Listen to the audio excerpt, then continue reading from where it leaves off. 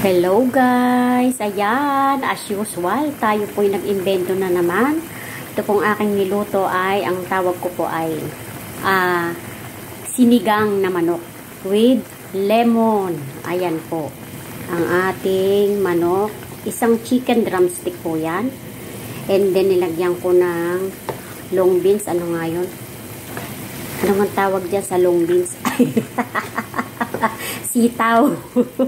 Tapos, meron tayong carrots. Ayan, iginisa ko lamang po yan sa bawang at saka kamatis. Ayan po. Ang ating ingredients dyan. Walang iba. Kung hindi yan lamang po. Then, pinigaan ko po siya ng lemon. Dahil wala rin po akong pang sinigang. Kaya, lemon po ang ating inilagay dyan. At, syempre, yung ating seasoning, asin lamang po. Yan lamang po. Wala nang iba. Ayan, ang akin pong sinigang na manok. I-try nyo rin po mga mamis, mga kalodis ko dyan, mga kakusi kong mahal. Napakasarap po. Very yummy. I-try nyo pong magluto rin ito. At nang kayo ay masiyahan din, lalo na kapag medyo umuulan-ulan. Ayan. Masarap humigop ng sabaw. O, diba? Kaya, let's eat na. Ayan. O, diba? Mga bossing ko dyan, walang ibang ingredients, walang ibang, kumbaga, walang mahal na ingredients. Ganon. Konting sitaw. Dapat yan po ay, dapat tayo ay merong labanos. Pero dahil sa walang labanos, kaya yan na lamang po nilagay natin. Carrots, o diba? Gawa-gawa rin lang ng paraan para tayo ay magkaroon ng ulam. O diba? Ayan.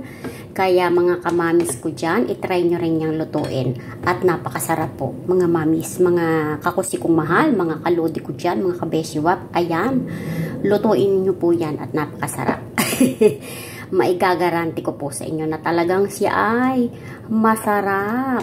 Ang ating sinigang na manok. Oy, nako, yummy. Sarap. Tamang-tama po yung kanyang asim. Talagang yung lasa niya, talagang panglasang Pinoy. O, ayan, o, diba? Kaya, let's eat na. Let's eat, mga mamis ko dyan, mga kamami ko dyan. Ayan, ang ating sinigang na manok with lemon. O, diba, naiiba?